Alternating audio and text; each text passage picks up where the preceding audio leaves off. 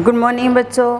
Class BSc second year और BSc BEd के लिए आज मैं नया टॉपिक लेकर आई हूँ ऑर्गेनिक केमिस्ट्री का। उसका नाम है ether and epoxide. Ether and epoxide. इसी यूनिट के अंदर ये छोटे छोटे दो टॉपिक और रहते हैं जिनको हम पहले कर लेते हैं, इससे हमारी पूरी यूनिट कंप्लीट हो जाएगी। और आजकल वो सिस्टम तो है ही नहीं कि एक पार्ट आएगा सब में से क्वेश्चन आते हैं, ठीक है। तो इसलिए हम ईथर और अपोक्साइड टॉपिक शुरू करेंगे, जिसके अंदर पहले हम ईथर को करेंगे, फिर उसके पश्चात अपोक्साइड को करेंगे। छोटे छोटे टॉपिक है। अब देखिए, सबसे पहले ईथर। ईथर क्या होती है, ठीक है। सिंपल सी बात, CH3COCH3 इसको ईथर कहा जाता है। देखो, वे कार्बनिक यौगिक जिसके अंदर द्विसंयोजी ऑक्सीजन के साइड में दोनों ओर एल्किल समूह जुड़े हो तो वो क्या होगा, ईथर होगा। या फिर अपने ऐसे कह सकते कि ऐसे कार्बनिक यौगिक जिसके अंदर द्विसंयोजी ऑक्सीजन परमाणु के साथ एल्किल समूह जोड़ दिए जाए तो वो क्या बन जाएगा, ईथर बन जाएगा। CH3 और CH3 ये ईथर बोल सकते हैं हम। CH3 CH2O CH2 CH3 ये ईथर है। CH3O CH2 CH3 ये ईथर है। CH3O CH3 और CH3 ये भी क्या है, ईथर है। क्योंकि हम क्या कर रहे हैं, जो ऑक्सीजन परमाणु है हमारा, उसके दोनों साइड एल्किल ग्रुप जुड़े हो तो वो क्या बन जाता है, ईथर। क्या बन जाता है, ईथर। फिर ईथर के प्रकार। ईथर को दो भागों में बांटा जा सकता है। एक होता है सममित ईथर, या फिर इसको बोला जाता है सिमेट्रिकल ईथर। क्या बोला जाएगा, सिमेट्रिकल ईथर। जैसे ये ऑक्सीजन परमाणु है, इसके साइड में इधर भी एक कार्बन है और इधर भी एक कार्बन है, तो ये क्या है, सममित ईथर है। ये ऑक्सीजन परमाणु के इधर CH2 CH3 दो कार्बन है और इधर भी दो कार्बन है, तो जब द्विसंयोजी ऑक्सीजन परमाणु के दोनों साइड एल्किल ग्रुप समान प्रकार के हो तो वो ईथर क्या होती है, सममित ईथर होती है। या फिर इसको बोला जा सकता है सिमेट्रिकल ईथर। क्या बोला जाएगा, सिमेट्रिकल ईथर। उसके पश्चात दूसरी आती है असममित ईथर। असममित ईथर, तो देखिए, जब हमारे पास कोई ऑक्सीजन परमाणु है और इसके इस साइड CH3 ग्रुप है और इस साइड CH2 CH3 जुड़ा हो, तो ऑक्सीजन के दोनों साइड कार्बन की संख्या अलग अलग प्रकार की है तो वह असममित ईथर हो जाएगा। अब देखिए, यहाँ पर हमारे पास CH3O CH2 और CH3 ये जुड़ा हो तो इसको भी क्या कह सकते हैं, हम असममित ईथर कह सकते हैं। तो वे कार्बनिक यौगिक जिनके अंदर ऑक्सीजन के या द्विसंयोजी ऑक्सीजन परमाणु के दोनों साइड एल्किल ग्रुप जुड़े हो तो उसे क्या कह सकते हैं हम, ईथर। और ईथर दो प्रकार के, एक होता है सममित ईथर या सिमेट्रिकल ईथर, जिसके अंदर ऑक्सीजन परमाणु द्विसंयोजी ऑक्सीजन परमाणु के दोनों साइड जो एल्किल ग्रुप जुड़े हों वो समान प्रकार के हों तो वो सममित ईथर होता है। हमने यहाँ पर CH3 जोड़ा है, एक एक ही कार्बन है तो समान प्रकार के हैं।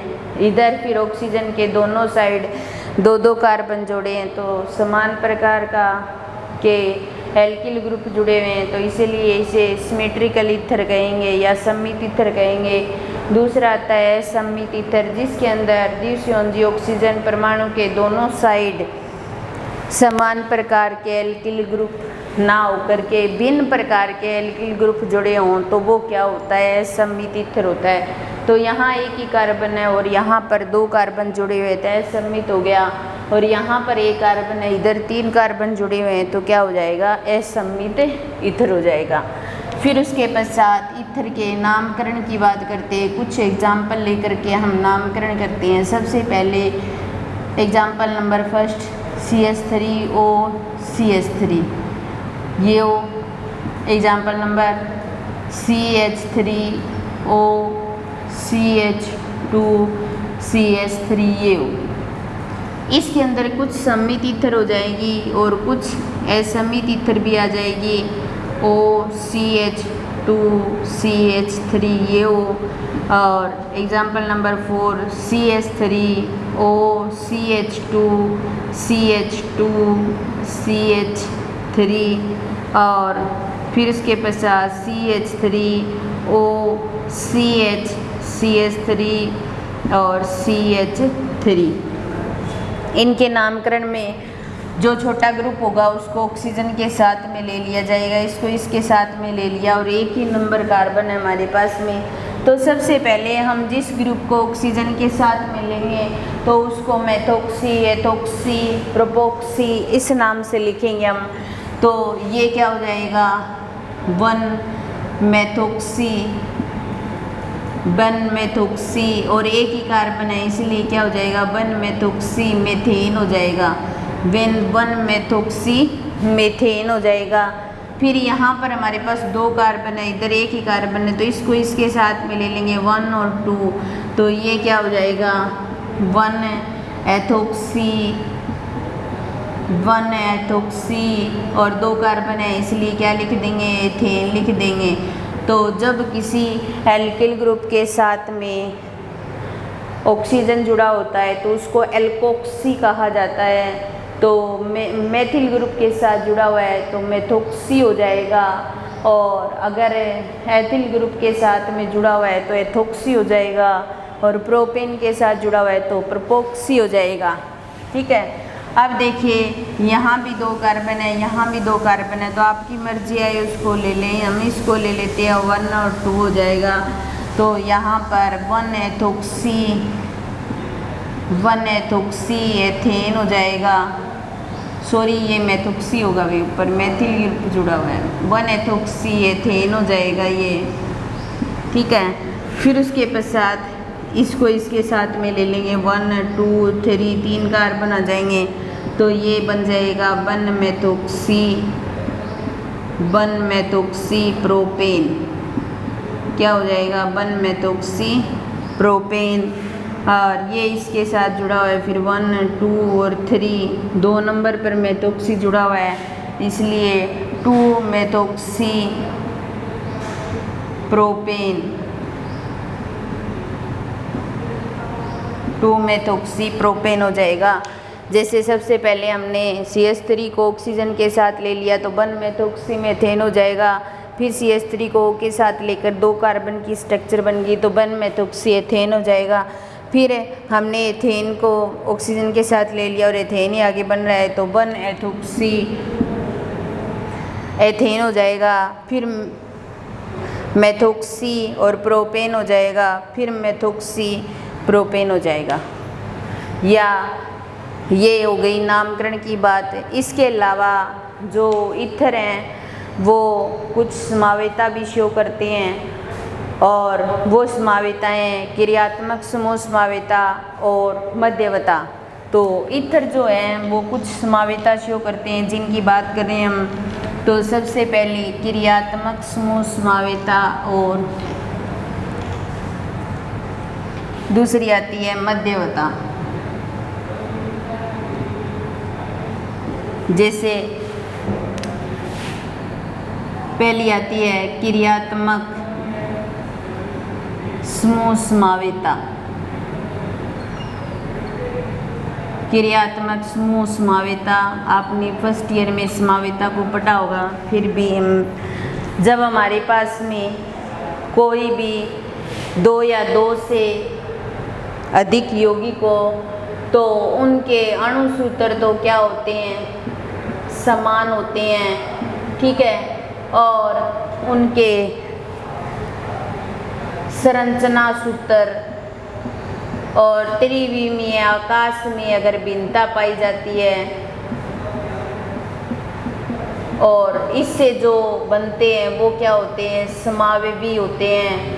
और इन समावयवियों के इस गुण को क्या कहा जाता है, समावेता कहा जाता है। ठीक है, फिर समावेता दो प्रकार की होती है, एक संरचनात्मक समावेता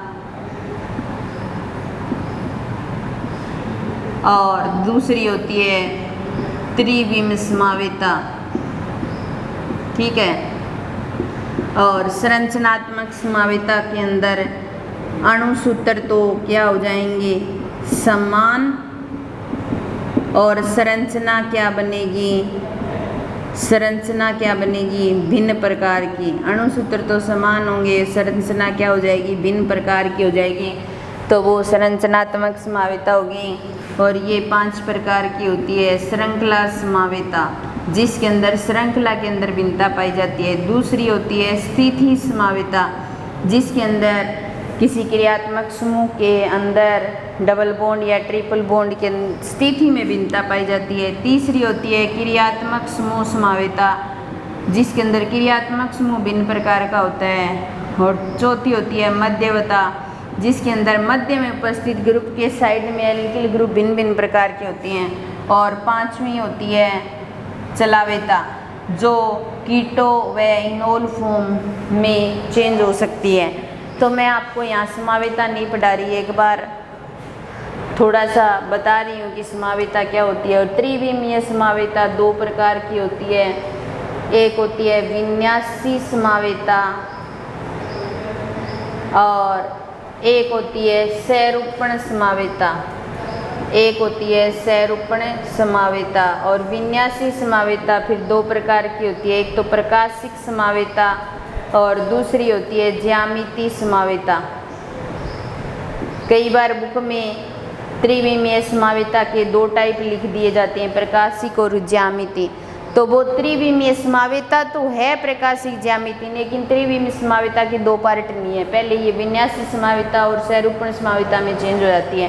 प्रकाशिक जो एसिमेट्रिकल कार्बन होता है वो प्रकाशीय समावेता शो करता है, और वे कंपाउंड जिनके अंदर डबल बॉन्ड पाया जाता है और प्रत्येक कार्बन के अंदर भिन्न भिन्न प्रकार के ग्रुप जुड़े होंगे तो वो ज्यामिति समावेता शो करेंगे। सैरूपण समावेता पुरुषी रूप हो गया, नौका रूप हो गया, घर्षित रूप हो गया और सांतरित रूप हो गया। ये सारे क्या होते हैं, सैरूपणीय समावेता के अंदर आते हैं। तो ये एक प्रकार से हमारा समावेता का जो रूप है वो हो गया। अब हम बात कर रहे हैं एक तरह की क्रियात्मक समूह समावेता की बात कर रहे हैं, जिसके अंदर अणुसूत्र तो क्या होता है, समान। अणुसूत्र तो क्या होगा, समान, लेकिन क्रियात्मक समूह में भिन्नता पाई जाएगी। क्रियात्मक समूह के अंदर भिन्नता पाई जाएगी। ठीक है, तो एग्जाम्पल देखिए, यहाँ पर हमारे पास CH3 CH2OH और दूसरा है CH3O CH3। ये तो क्या है, एथेनॉल है। ठीक है, और ये क्या हो गया, मेथोक्सी मेथेन हो गया। क्या हो गया, मेथोक्सी मेथेन हो गया। ठीक है, अब देखिए इसका अणुसूत्र हम बनाएं तो कार्बन कितने, 1 और 2, हाइड्रोजन 3 और 2 5 और 1 6 और ऑक्सीजन 1, C2H6 हो गया। इसका अणुसूत्र बनाएं तो C2H6O होता है। तो दोनों का अणुसूत्र क्या है, समान, लेकिन संरचनाएं अलग अलग हैं, तो इसलिए संरचना में भिन्नता पाई जाती है। ठीक है, और क्रियात्मक समूह में भिन्नता पाई जा रही है, इसलिए ये क्या हो जाएगी, क्रियात्मक समूह समावेता। यहाँ पर क्रियात्मक समूह एल्कोहलिक समूह है, यहाँ ईथर समूह है, इसलिए क्रियात्मक समूह समावेता में भिन्नता हो गई। फिर उसके पश्चात आती है मध्यवता। क्या आती है, मध्यवता, जिसके अंदर मध्य उपस्थित ग्रुप के साथ में जुड़े हुए ग्रुप के अंदर भिन्नता पाई जाती है। अब देखिए, एक तो ये हो गया एग्जाम्पल के रूप में फर्स्ट ये, और दूसरा CH3O CH2 CH2 और CH3, और तीसरा हो गया CH3O CH3 और CH3।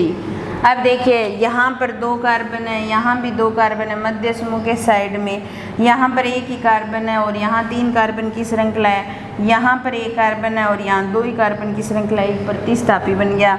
तो इसका नाम तो क्या हो जाएगा, डाईएथिल ईथर बोल सकते हैं, या फिर आप ऐसे IPAC नेम लिखोगे तो क्या हो जाएगा, एथोक्सी एथेन हो जाएगा। ये तो कि मध्य समूह के साइड में जो कार्बन है वो भिन्न भिन्न प्रकार के हैं, इसलिए अणुसूत्र सेम है, संरचना में भिन्नता पाई जा रही है। तो संरचनात्मक समाविता मध्य ग्रुप के आधार पर पाई जा रही है, इसलिए मध्यवता हो गई। और ये क्या हो जाएगा, मेथोक्सी प्रोपेन, और इसको हम मेथोक्सी प्रोपेन भी लिख सकते हैं और मेथोक्सी मेथिल एथेन भी लिख सकते हैं, मेथिल एथेन भी लिख सकते हैं। तो ये ईथर की 2 प्रकार की समावेता थी, एक क्रियात्मक समूह समावेता और दूसरी जो थी वो क्या थी, मध्यवता।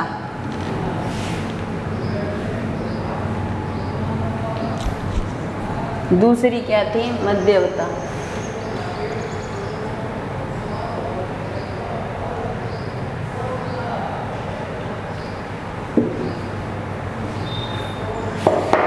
अब उसके बाद में आती है ईथर की संरचना,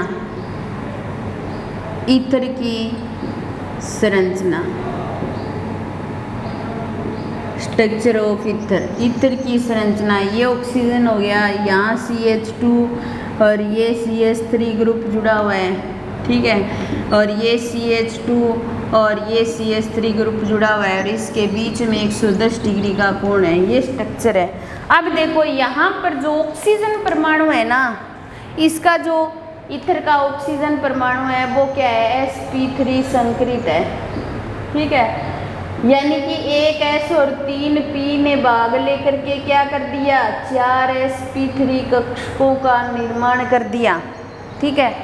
4 sp3 कक्षक के अंदर एक sp3 इस कार्बन के साथ सिग्मा बॉन्ड बना रहा है और एक sp3 इसके साथ में बना रहा है, और 2 क्या कर रहे हैं, लोन पेयर के रूप में रह रहे हैं। तो कहने का मतलब है कि ऑक्सीजन परमाणु जो है वो sp3 संकरित है और जिसके पास 2 बॉन्ड पेयर पाए जा रहे हैं और 2 लोन पेयर। बॉन्ड पेयर हैं वो तो एल्किल ग्रुप के साथ सिग्मा बॉन्ड बना रहे हैं और जो लोन पेयर है वो सीधे ही रह रहे हैं। तो sp3 के अकॉर्डिंग, sp3 संकरण के अकॉर्डिंग इसका बंध कोण 109 डिग्री 28 मिनट का होना चाहिए, लेकिन ऐसा नहीं होता। क्यों 110 डिग्री होता है, इसका कारण क्या है, तो सुनिए। इसका कारण ये है कि इसके साथ एल्किल ग्रुप जुड़ा हुआ है और एल्किल ग्रुप ऐसे पास में आएंगे तो प्रतिकर्षित हो जाएंगे, और प्रतिकर्षित हो रहे हैं इसलिए ये बंध कोण क्या हो रहा है, बढ़ रहा है, और बंध कोण बढ़ रहा है इसीलिए इसके बंध कोण का मान 109 डिग्री 28 मिनट ना होकर के कितना हो रहा है, 110 डिग्री हो रहा है। तो कहने का मतलब ये है कि जो ईथर है और ईथर के साथ जो एल्किल ग्रुप जुड़े हुए हैं, ठीक है, ईथर है और ईथर में प्रेजेंट ऑक्सीजन के साथ जो एल्किल ग्रुप जुड़े हुए हैं, ये एल्किल ग्रुप जैसे जैसे बढ़ते जाएंगे वैसे वैसे बंध कोण का मान बढ़ता जाएगा। एल्किल ग्रुप जितनी ज़्यादा लंबी श्रृंखला का जुड़ा होगा बंध कोण का मान उतना ही ज़्यादा होगा, क्योंकि एल्किल ग्रुप क्या करते हैं, प्रतिकर्षण को दर्शाते हैं और प्रतिकर्षण की वजह से बंध ऐसे फैलता जाता है और इसलिए बंध कोण का मान क्या होता है, बढ़ता जाता है। इसीलिए ऑक्सीजन परमाणु sp3 संकरित होने के बावजूद इसका बंध कोण 109 डिग्री 28 मिनट ना होकर के 110 डिग्री होता है। 109 डिग्री 28 मिनट ना होकर के 110 डिग्री होता है। तो ये बात हो गई ईथर की संरचना की।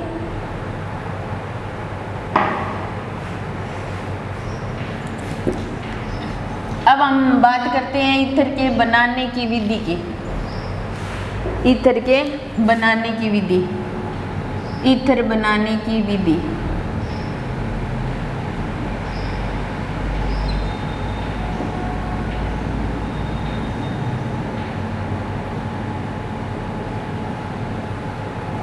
ईथर को सबसे पहले किससे बना सकते हैं? एथेनॉल से या फिर अपने कहें एल्कोहल से। तो एल्कोहल से बना सकते हैं हम ईथर को। हम क्या करेंगे? एल्कोहल लेंगे और एल्कोहल की रिएक्शन किसके साथ करवाएंगे? कंसनट्रेट H2SO4 के साथ में। बड़ी बड़ी लेबोरेटरीज जो होती हैं जिनके अंदर ईथर को तैयार किया जाता है, वहाँ पर पूरा सिस्टम लगा होता है। एक साइड से एल्कोहल डालते हैं, दूसरी साइड से कंसनट्रेट H2SO4 और उन पाइपों में ठंडा होता है, प्यूरिफिकेशन होता है और लास्ट में हमें ईथर प्राप्त हो जाता है। लेकिन हम तो यहाँ बोर्ड पर सिर्फ रिएक्शन ही कर सकते हैं उसकी। तो CH3 CH2OH और इसकी क्या करवाते हैं? H2SO4 के साथ में अभिक्रिया करवाते हैं। अभिक्रिया करवाने पर CH3 CH2HSO4 ये इसके साथ जुड़ जाता है और यहाँ से H2O का मॉलिक्यूल बाहर निकल जाता है। वैसे ही कंसनट्रेट H2SO4 के साथ किसी के साथ रिएक्शन करवाओ, कंसनट्रेट H2SO4 क्या करता है? किसी भी चीज़ के साथ जुड़ता है ना, तो उसमें से वाटर का मॉलिक्यूल ढूंढने की कोशिश करता है। क्या करता है? वाटर का मॉलिक्यूल ढूंढने की कोशिश करता है। तो वाटर के मॉलिक्यूल को बाहर निकाल दिया। अब बना हुआ जो लेंगे हम एल्किल, जो हाइड्रोजन सल्फेट है, इसको ले रहे हम और वापस दूसरे एल्किल ग्रुप के साथ रिएक्शन, दूसरे एथेनॉल के मॉलिक्यूल के साथ रिएक्शन करवाएंगे। तो ये H तो इसके साथ चला जाएगा और ये ग्रुप इसके साथ जुड़ जाएगा और CH3 CH2O CH2 CH3 और क्या बन जाएगा? ईथर बन जाएगा। और इसके लिए हमें 413 केल्विन टेम्परेचर पर इसको गर्म करना पड़ेगा। 413 केल्विन टेम्परेचर पर हमें गर्म करना पड़ेगा, तब जा कर के हमें क्या प्राप्त होगी? ईथर प्राप्त होगी। किससे? एल्कोहल से। क्या डालने से? कंसनट्रेट H2SO4 डालने पर। या फिर हम क्या करें? एथेनॉल या एल्कोहल की वाष्प ले लें और उस वाष्प को Al2O3 एल्यूमिना की प्रेजेंस में 523 केल्विन टेम्परेचर पर रिएक्शन करवाएं। तो जो एथेनॉल के दो मॉलिक्यूल है वो आपस में रिएक्शन करते हैं और रिएक्शन करके भी किसका निर्माण कर देते हैं? ईथर का निर्माण कर देते हैं। तो यहाँ एथेनॉल के दो मॉलिक्यूल ले लेते हैं अपने। अब देखिए, एथेनॉल से हम ईथर बना सकते हैं। पहला, एथेनॉल की रिएक्शन H2SO4 के साथ करवाएं, 413 केल्विन टेम्परेचर पर गर्म करेंगे तो एल्किल हाइड्रोजन सल्फेट वाटर का मॉलिक्यूल बाहर निकल जाएगा। कंसनट्रेट H2SO4 का काम होता है वाटर को ढूंढना और उसे बाहर निकालना।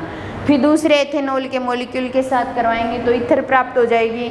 और दूसरी रिएक्शन के अंदर एथेनॉल लेंगे, एथेनॉल की वाष्प लेंगे और उसे Al2O3 के साथ 523 केल्विन टेम्परेचर के साथ इसको रिएक्शन करवाएंगे। यहाँ पर तो हम एथेनॉल ले रहे हैं लेकिन यहाँ एथेनॉल की वाष्प ले रहे हैं और Al2O3 एल्यूमिना की प्रेजेंस में रिएक्शन करवाते तो ईथर का निर्माण होता है। तो इस प्रकार हम एथेनॉल से ईथर बना सकते हैं। नेक्स्ट बाकी मेथड नेक्स्ट क्लास में करेंगे। क्लास यहीं समाप्त होती है। धन्यवाद।